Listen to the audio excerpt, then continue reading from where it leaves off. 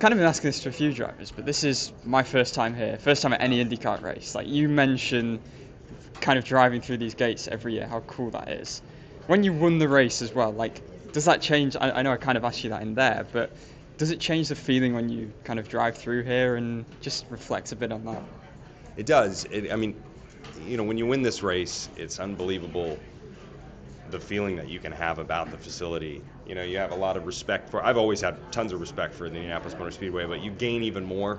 You gain more appreciation for, what this place is, what it's come from, what it is now, what it represents. It all changes. It's hard to describe completely that feeling and your relationship with it, but I can just tell you that you gain a higher appreciation for what this race means. What do you appreciate kind of most about it, maybe compared to the first time you ever came here? Like, the position I'm kind of in now, obviously very different to yours in terms of driving, but like, how has that appreciation kind of developed? What were the things that you appreciated then and maybe appreciate now? I think more than anything, I appreciate its place in motorsport. I really do. I think the Indianapolis 500 is the greatest race in the world, and it deserves the credit that a lot of people put its way. I think it should be held to a very high standard on the highest stage that you can imagine. It's the most historic motorsport event that you're going to find from a history standpoint. It's from the very beginning of introducing a road car. This is what this place was built for. In a lot of ways, was a proving ground, and then it became this this iconic event. So I just appreciate the history and where it stands within motorsports, as a benchmark, and yeah, it's very cool to be a part of it. Just finally, a heck of a long time with this car now. Yeah. When you kind of keep coming back, how much can you kind of change every year, keep on developing? Just talk a bit about that, because I think Dixon the other day said it's kind of almost a historic car by this point. So kind of how much do you kind of keep learning every year as you come back here? Well, it's amazing how much it's changed. The chassis is similar to when it was introduced in 2012, but even the chassis itself has been modified. There's a lot of different paneling that's been added to it.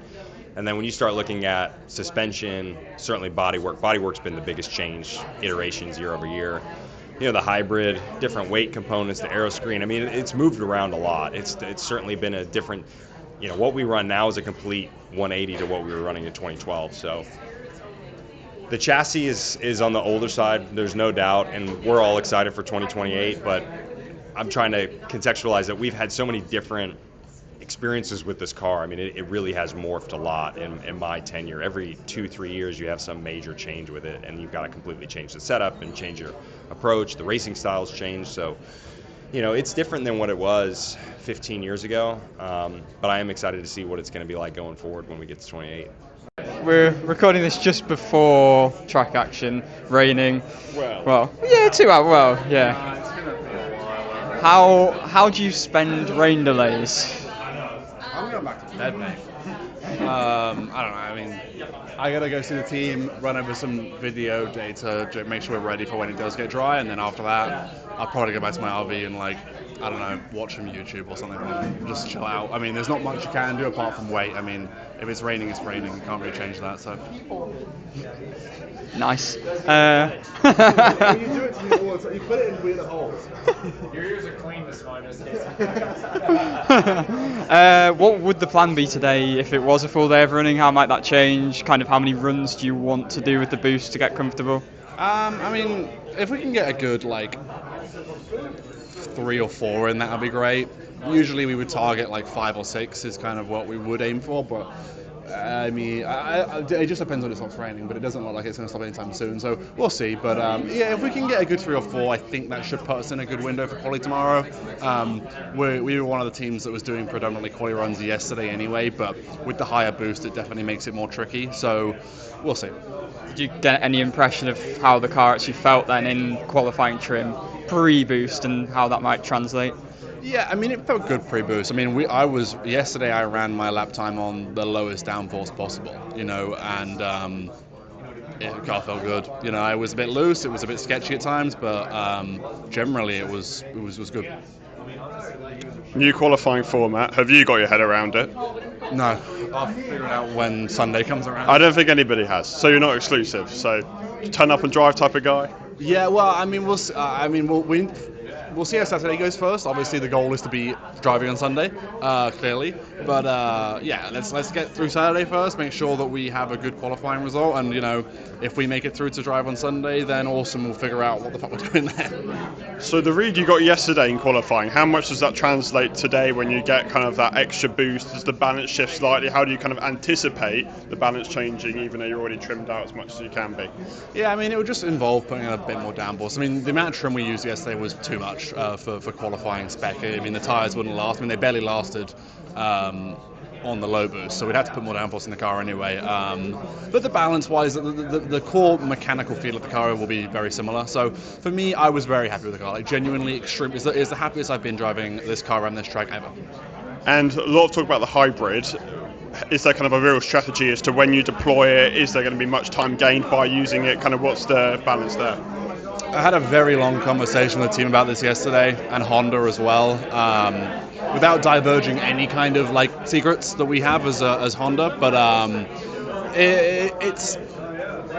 there's kind of one main strategy that most teams use, which is the trickle deploy, and using that on the last lap. That's kind of like the go-to. There is a potential second strategy that could be faster, but that massively depends on wind conditions. And whether or not there is strong enough head and tail winds so you can bias the track, but we'll see. It's going to depend on wind, but if not, then it'll just be a trickle.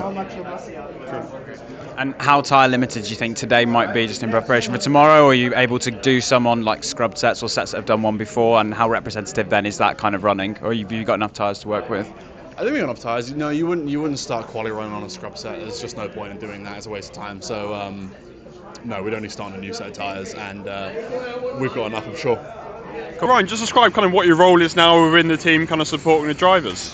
That's exactly it. Supporting the drivers, sort of working with the engineering and the drivers, and I'm sort of trying to be the guy that I would have liked to have had when I was racing. It's the drivers are so busy with commitments with media and marketing and so forth, and autograph sessions and stuff, and sometimes I can spend a bit more time looking at the stuff that I think the drivers really want to look at, and sometimes the engineers miss, and so yeah, it's been a great role. I'm really enjoying it. It feels like rewarding to help the drivers, and Mick being a rookie this year, he's been fantastic to work with. So yeah, just enjoying myself. It's great to be at the speedway, and a little bit less pressure not being in the car, but still getting itch every now and again. And I guess on Mick, it's a completely new experience for him, particularly ovals. He's done only one oval race before this, so kind of how have you been impressed with kind of his approach and development towards the Indy 500 and ovals in general?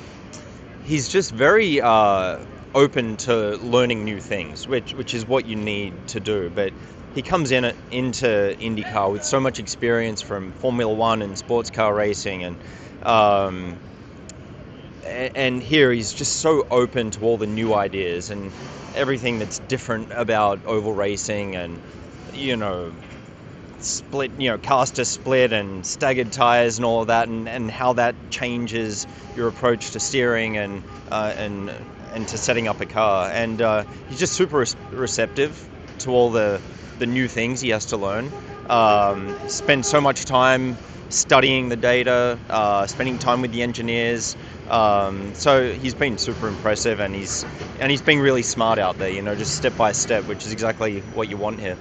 And I know he kind of caused a little bit of upset among fans with his comments about IMS after his first time out there, but I guess it kind of also speaks to that kind of quite measured approach. So I guess from your driving experience as well, how important is it not to be almost overawed by this place, and is that kind of what Mick's doing?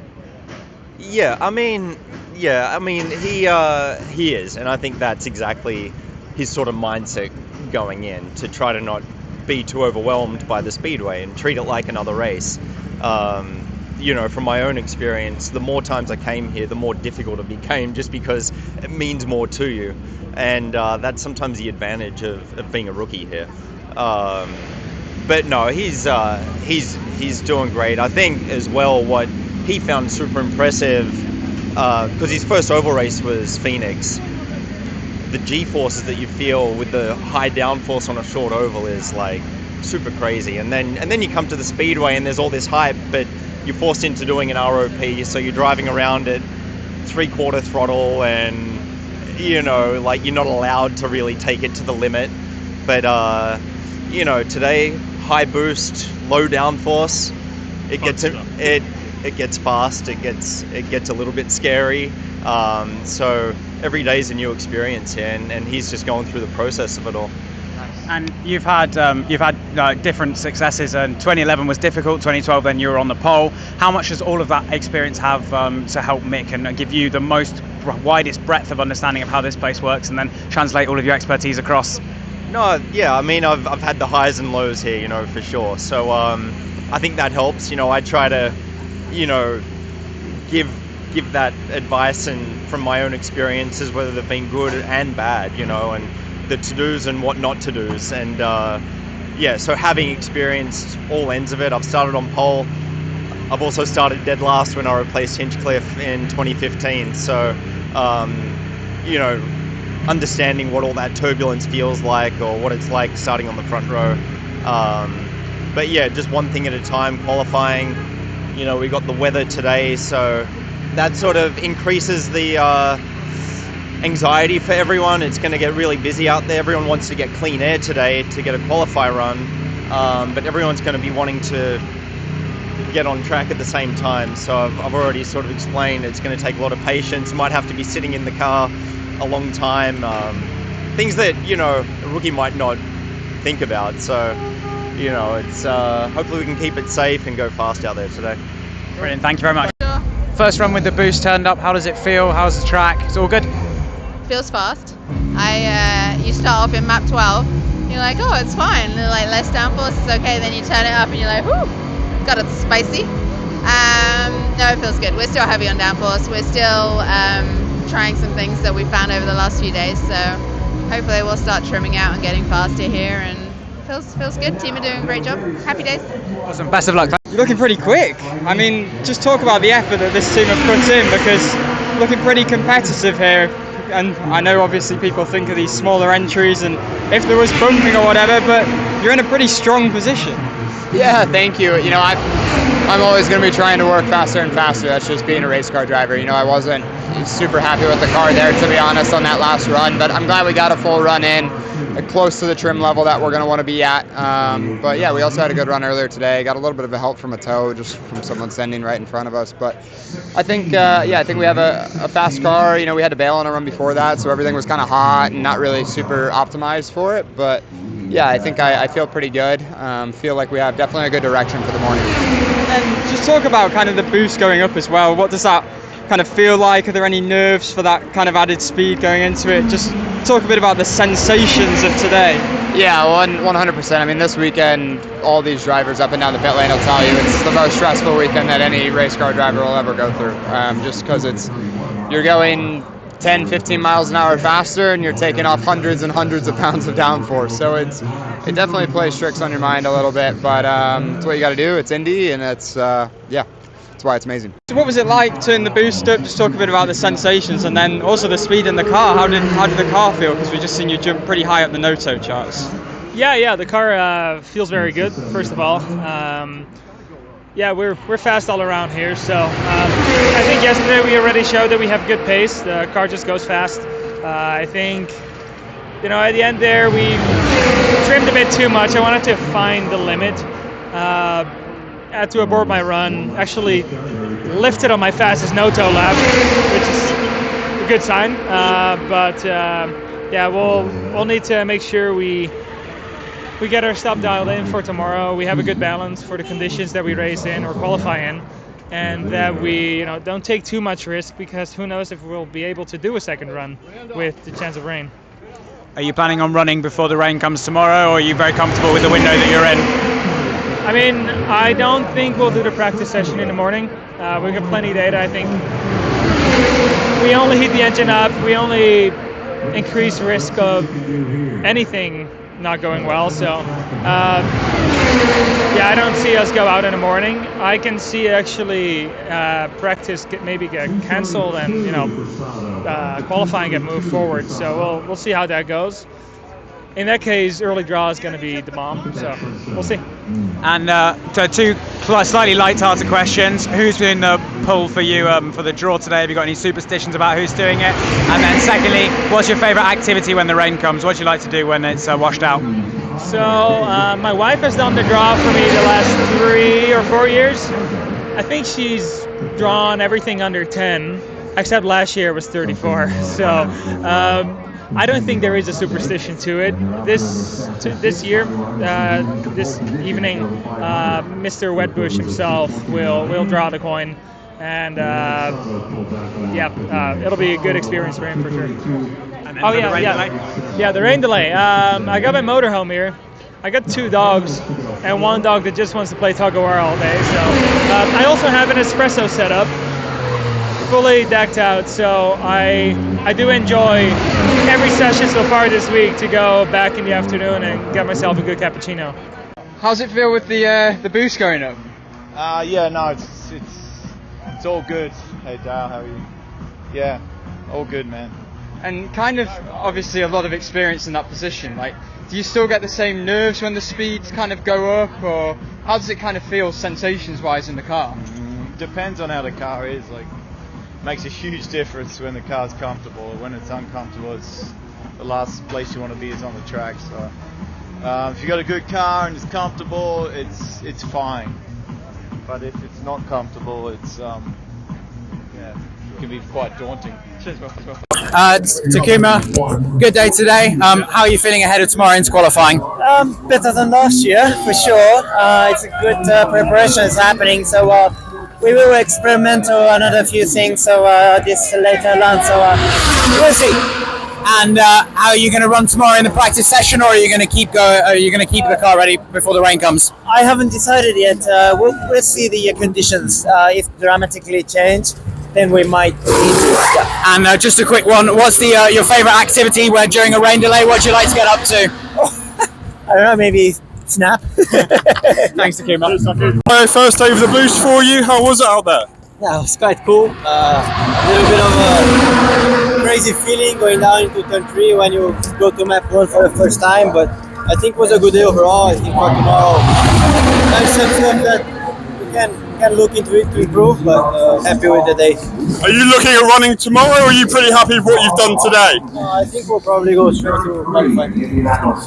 What is the preferred rain activity for you when it's all washed out? What do you like to get up to? Nothing? Yeah, just watch some Netflix or whatever, play some FIFA and stuff like that. Have a good one, mate. Well done. Look pretty quick out there today. How's it feeling in the car? It feels good. We missed a little bit of time yesterday, so priority today was just to get as many laps as we can, and I think we did a pretty good job there, just stepping through the things we wanted to, and ended in a good spot for qualifying. Are you planning to go out tomorrow morning, or are you pretty happy keep the car in good condition before we get into qualifying tomorrow? It's not the plan to go out, so unless something changes overnight, I don't think we're anticipating doing that warm-up though. We might get some rain delay. What's the rain delay activity choice for Chuck Harvey? I hope we just get to do quali like a normal day. Have a good one, Chuck. Thank you very much. How did it feel today with the boost turned up? In a good position heading into tomorrow? Yeah, car's actually really good. We're a little light on front downforce in that last one, just trying to play it safe. You know, we don't really want to have any moments. So we'll have a good idea for tomorrow. Obviously, turn the wick up a little bit, get it a little bit more on the nose, shrub a little less. So yeah, excited. And you planning on heading out in the morning before the rain comes in the practice session? We probably will run in the practice. We weren't planning on it, but now we probably will since I couldn't quite get it flat that last one. And then what's the preferred rain delay activity of choice for Santino Ferrucci? Probably hanging out on my bus with the dogs. So that maybe some PlayStation, we'll see. Enjoy, thanks very much. Thank you. Hunter McElrea, reserve driver for Ed Carpenter Racing. Hunter, what have you kind of been doing whilst you've been here at the Indy 500? Drinking a lot of Java houses. Yeah, it's been good learning, trying to soak up as much info as you can, give it a bit of a different insight of maybe being on the couch at home, that's for sure. But obviously, I'd love to be driving, but it's kind of the closest thing to that doing it, I guess. Kind of what is your role as a reserve driver? What kind of benefits are you bringing to the team in your position? 'Cause it's quite a new thing we're seeing in IndyCar nowadays. Yeah, for me, it was kind of a team that I'd had a previous relationship with I've driven them in a couple of test days now, and I feel like they kind of were happy with the job I did with the opportunities they gave me, and I enjoyed driving with them. So it kind of just a natural progression, really, of maybe a more official role of the team, and from my side, obviously, hopefully it's a pathway into a full-time seat somehow. So we'll see. So, buddy, thanks for catching up.